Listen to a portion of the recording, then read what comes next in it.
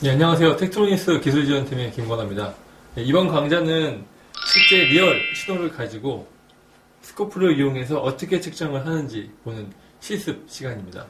첫 번째 실습 내용은 지금 보이시는 파형을 잡아서 그쪽에 관련된 팩터들을 추출해내는 부분이라고 보시면 되고요.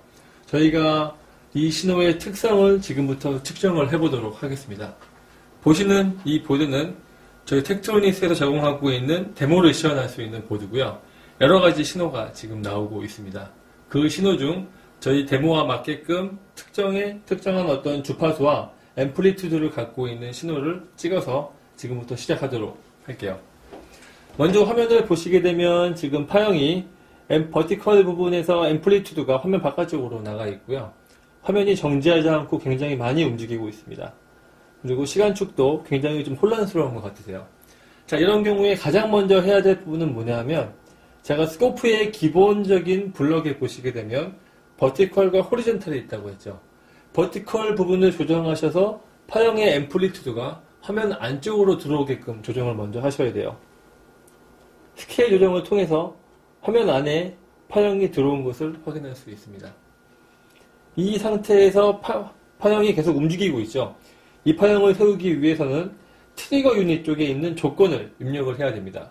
지금 보시게 되면 조건의 레벨 납이 아래쪽에서 움직이고 있는 걸 확인할 수 있으세요. 파형의 어느 시점으로부터 파형을 세우기 위해서는 레벨을 조정하시어 파형이 어느 레벨까지 지정을 해주시게 되면 자, 지금 조건을 파형 안쪽으로 입력을 시켰죠. 그러니까 파형이 바로 쓰는 것을 볼 수 있으십니다. 제일 먼저 하실 일은 버티컬을 맞추시고 그 다음에 트리거를 조정하셔서 파형을 세우는 일이 제일 먼저입니다.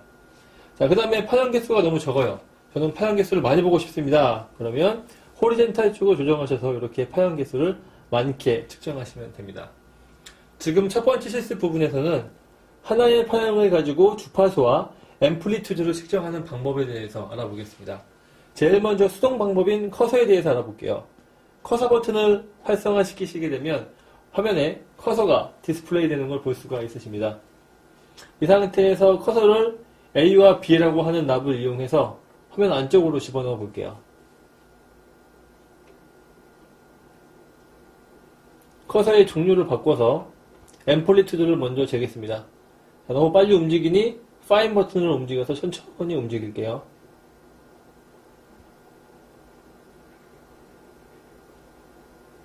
측정되는 값은 화면의 우측 상단에 보시게 되면 A 포인트와 B 포인트 값이 나와 있고요.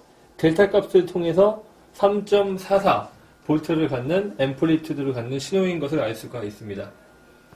시간 축상의 주파수를 보기 위해서는 시간 축상의 커서를 조정해 보겠습니다.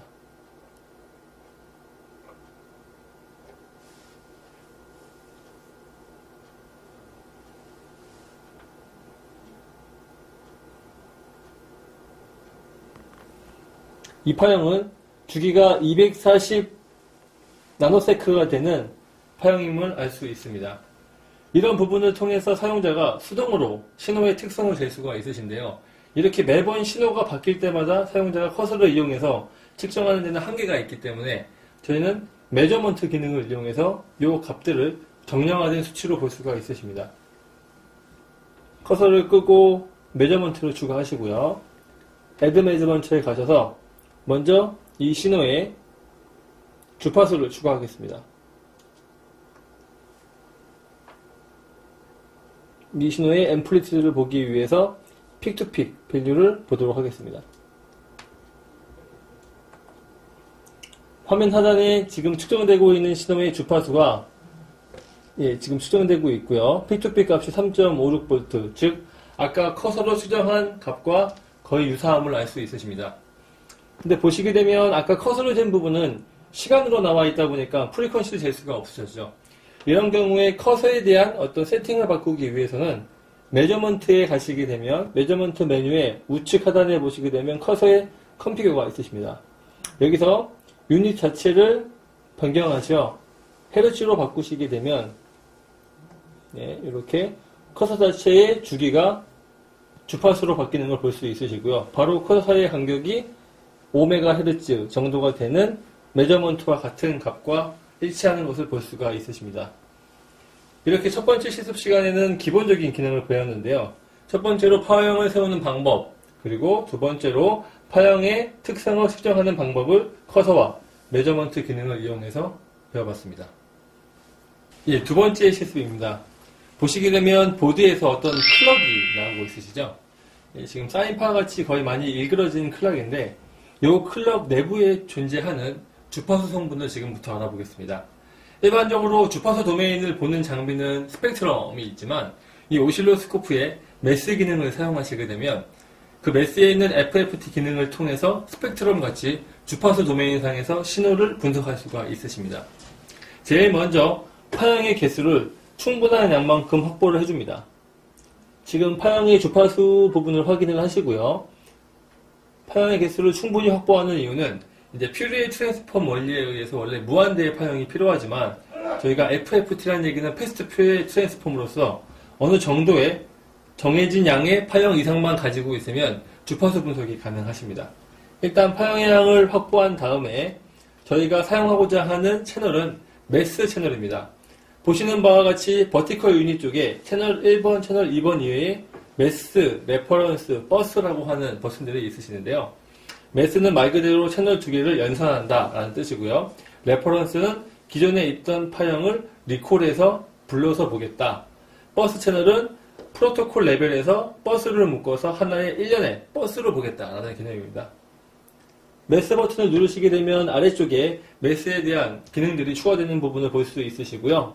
이 부분에서 저희는 주파수 분석을 할 거기 때문에 FFT 분석을 하게 될 겁니다. FFT에 대한 소스는 채널 1번으로 한정 짓고요. 그리고 버티컬 쪽에 있는 어떤 측정 값의 표시는 dBm으로 표시를 하도록 하겠습니다. 자, 윈도우라고 하는 게 꼭 필요하시죠. 주파수 분석을 하실 때 저희는 일반적으로 이제 해닝 윈도우를 통해서 분석을 하도록 하고요. 각각 맞는 특성에 맞춰서 윈도우를 선택하시면 되겠습니다. 아래쪽에 있는 이 부분을 통해서 스펙트럼에 대한 어떤 정밀도나 스케일을 조정이 가능하시고요. 지금 보시게 되면 어느 주파수 대의 신호가 굉장히 강력하게 나오는 걸 볼 수가 있으십니다. 아래쪽에 보이시는 빨간색 채널이 바로 메스 채널이시고요. 노란색 1번 채널은 측정이 되고 있기 때문에 파형으로 일단 꺼보겠습니다. 이 상태에서 주파수 분석이 된 신호라고 볼 수가 있으세요. 채널 1번에는 어떤 성분들이 있는지 지금부터 측정을 해보도록 하겠습니다. 스코프의 호리젠탈은 기본적으로 타임 스케일에 맞춰져 있기 때문에 이 메스 부분의 측정을 하기 위해서는 커서를 이용해서 측정하는 방법밖에는 없습니다. 커서를 키시고요. 커서를 보시게 되면 지금 메스 채널 쪽에 포커싱이 되어 있죠. 그리고 파인 버튼을 이용해서 정밀하게 움직여서 메스의 파형의 성분을 알아보도록 하겠습니다.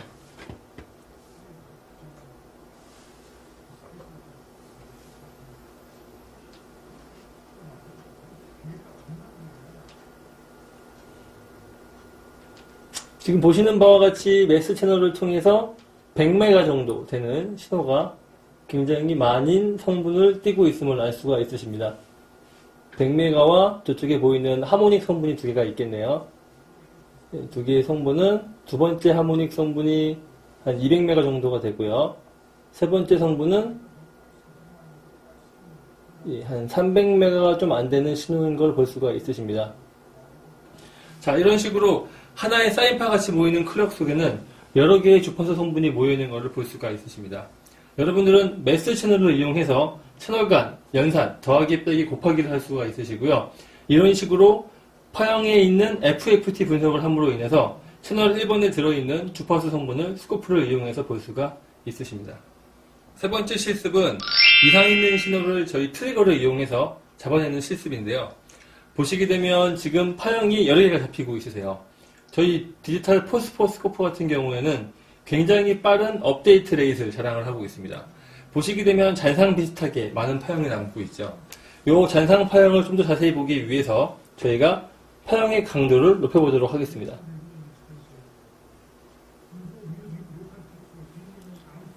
파형의 강도를 높이자 저 아래쪽에 어떤 특정한 문제가 있는 파형이 보이기 시작하시죠. 저희가 일단 런 스탑 버튼을 눌러서 그 문제 있는 파형을 잡아보도록 하겠습니다. 보시게 되면 아래쪽에 키가 작은 파형이 보이는 걸 볼 수가 있으세요. 저 파형을 지금부터 저희가 트리거 옵션을 이용해서 잡아보도록 하겠습니다. 일단 첫 번째 할 일은 이상 있는 파형의 특성을 먼저 잡아내야 됩니다. 커서를 키시고, 예, 제가 앰플리튜드가 작은 것 같으니 앰플리튜드를 한번 잡아볼게요. 정상 신호의 경우 픽투픽 값은 델타에 나와 있는 3.4V 정도가 되고 있는데, 이상 있는 파형은 보게 되니 한 1.8V 정도가 되고 있습니다. 그러면 저희는 1.5V 정도보다는 크고 3.4V보다는 작은 파형을 잡게 되면 저 문제 있는 파형이 잡힐 것 같으세요.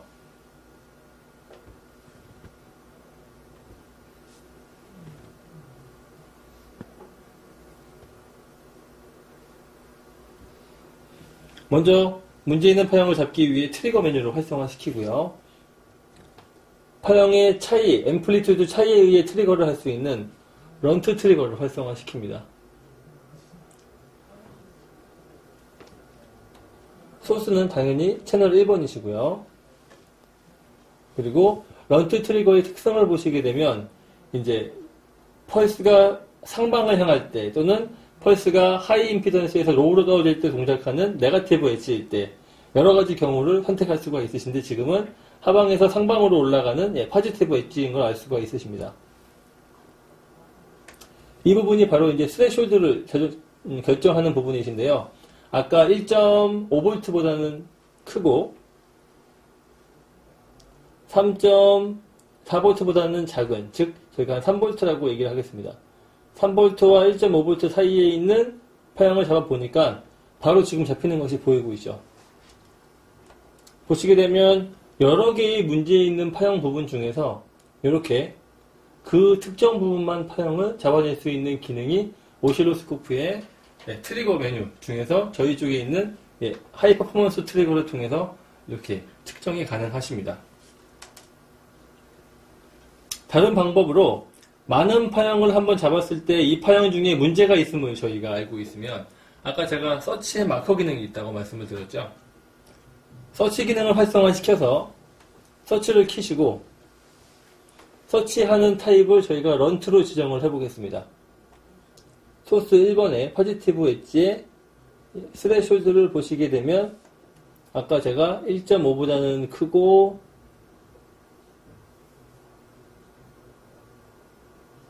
그 다음에 3V보다는 작다고 말씀을 드렸죠.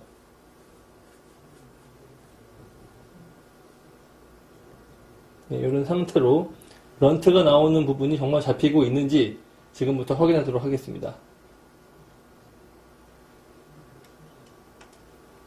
지금 보시게 되면 T 위쪽에 어떤 부분이 활성화되고 있죠. 화살표가 하나 보이실 겁니다. 이 부분에 저희가 마커를 통해서 정말 캐치를 했는지 확인을 해보겠습니다. 줌인을 해보니 측정이 되고 있는 지금 부분에서 바로 위쪽 부분에 하얀색 마커 표시가 올라와 있는 걸 알 수 있고요.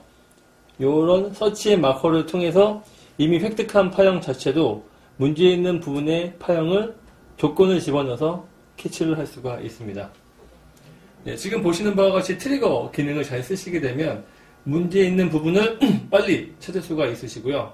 이 찾은 부분을 통해서 디버깅이 가능하십니다.